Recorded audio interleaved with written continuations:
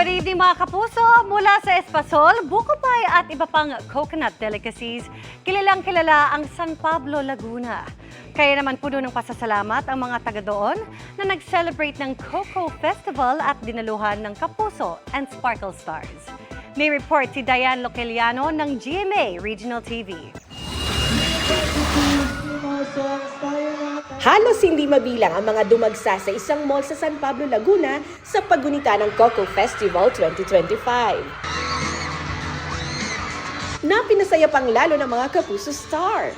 Gina G sa performance, ang bida ng inaabangang GMA Afternoon Prime Series na Binibining Marikit na sina Herlin Budol at Kevin Dasom.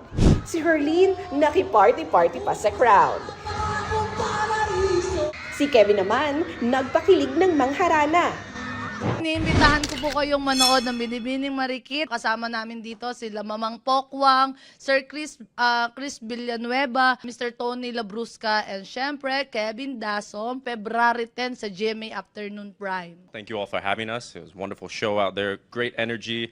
And if you don't see Herlin in person, you have to see her perform in person. Hindi rin nagpahuli ang GMA Sparkle P-pop group na Cloud7.